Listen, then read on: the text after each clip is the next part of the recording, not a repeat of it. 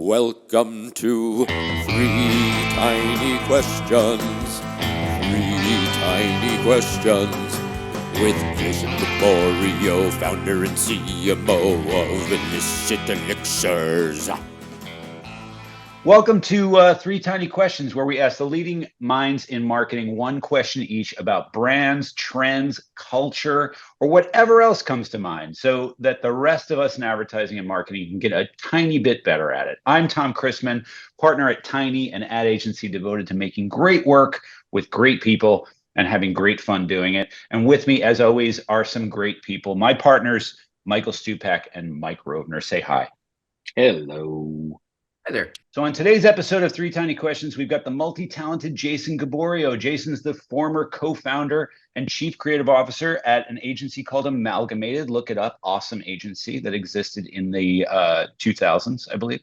And he's recently launched a new company, Illicit Elixirs, where he's the co-founder, chief marketing officer, and chief creative officer. And also, he was my roommate in the 1990s, back before all this craziness went on. So welcome, Jason Gaboriau. Thank you, Tiny Agency. It's great to be here. I'm here really just to see Tom. I haven't seen him in so long. Thank you very much. That's exactly right.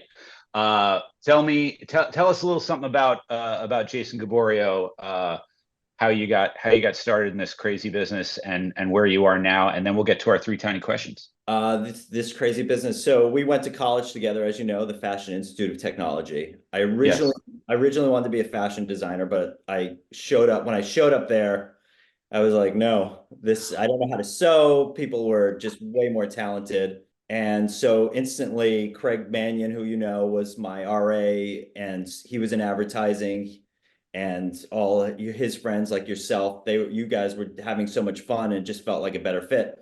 So that's when I started getting advertising, and I found the award books just like everybody else, and I got more inspired. So I spent years trying to, make people laugh, with an ad or stuff like that. I still love it. And so then I started my own agency because I'm restless, and that was fun for 10 years. And I got an opportunity to run a satellite office of Crispin and Doner in LA. And that was a great opportunity. Had a blast doing that, and then opened up another office for another agency, Doner, in Detroit and LA as well. And that went great. Then my wife and I were having our third kid. LA wasn't affordable anymore.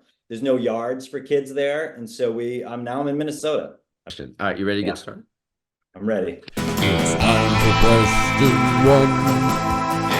All right. First question is, you've clearly had a lot of success in several roles across the industry, but as you know, we all learn from our failures more than we learn from our successes. Can you talk to any failures you might have had and what you've learned from those?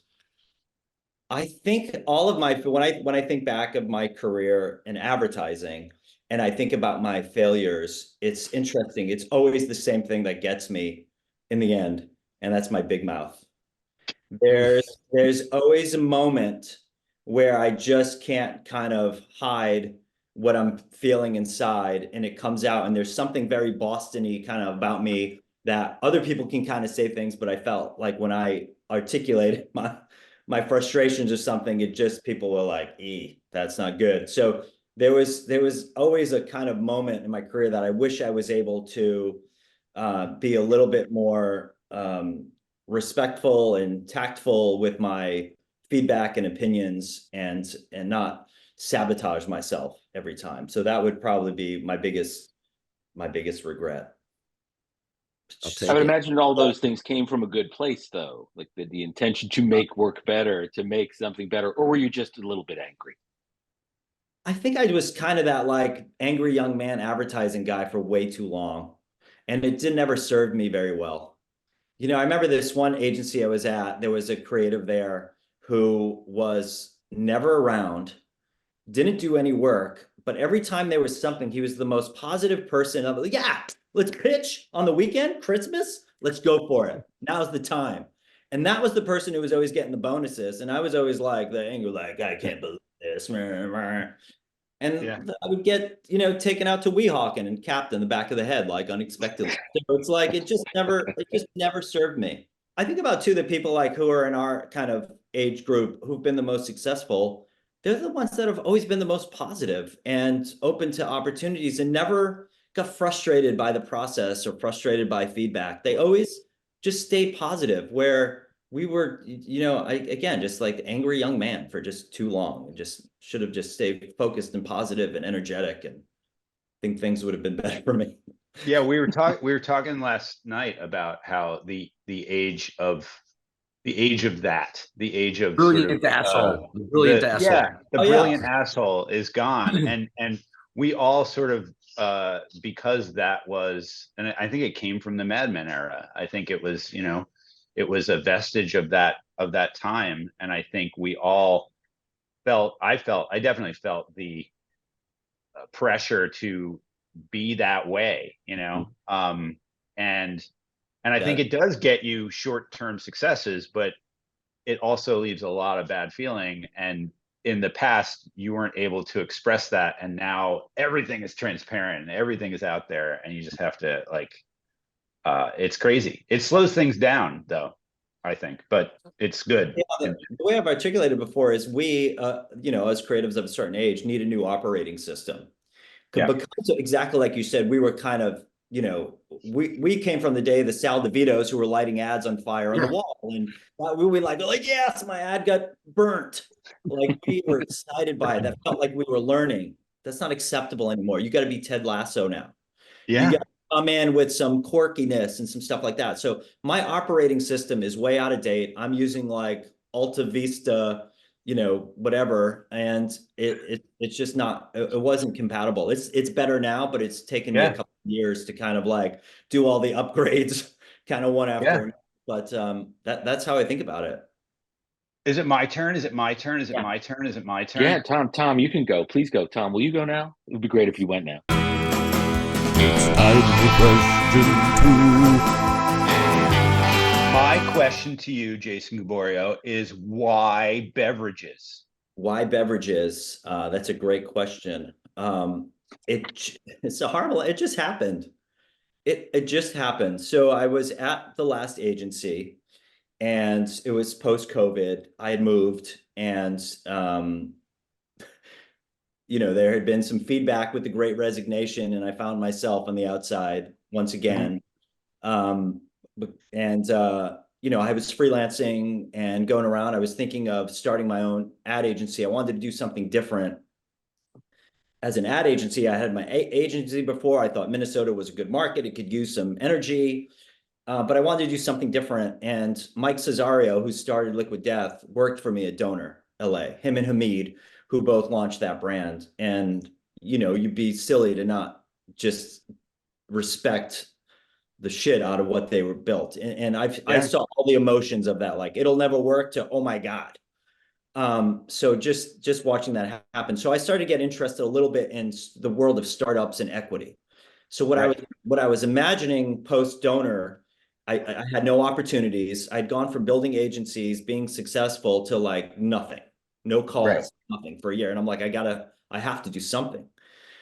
So I was like, I'm going to start my own agency. I'm not going to sit around and feel bad for myself. But I want to do something different. And I saw what they had done. So I was like, right now, I think there's a huge opportunity for creatives in at our level and our experience to work with startups for cash plus equity.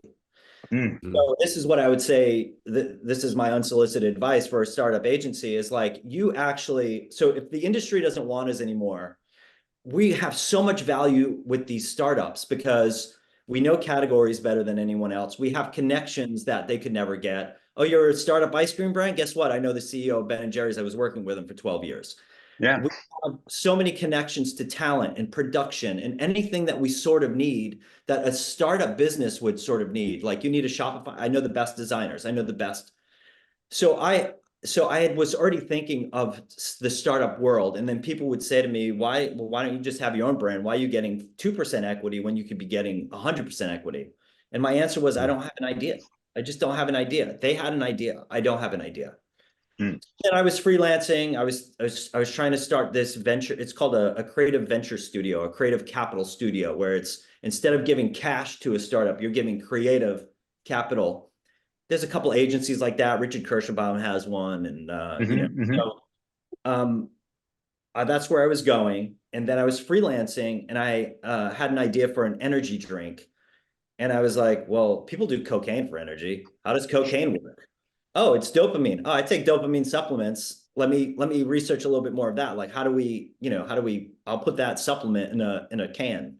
Yeah. So it was as stupid as that. And my neighbor, who's an entrepreneur, VC guy, he comes from the health and wellness space. And he's like, what are you working on? I was lying. I said Super Bowl spots or something. I was working on Super Bowl spots, but not serious enough to actually have one. Or I was hoping I would. Yeah. And I told him the idea. I said, oh, I'm working on this energy drink concept. And he's like, I don't hate that. I don't hate that. I don't hate it. And he's like, give me 2 days. And so 2 days he came back. He's like, I think we've got something here. And if you're interested, let's go for it. Time for question 3. Jason, you were talking about like going in now, putting this product out into the world, this brand out into the world, not really knowing how consumers were going to react. What was your expectation going in? What did you think you knew? And what have you found so far in terms of their attitudes and behaviors toward illicit elixirs?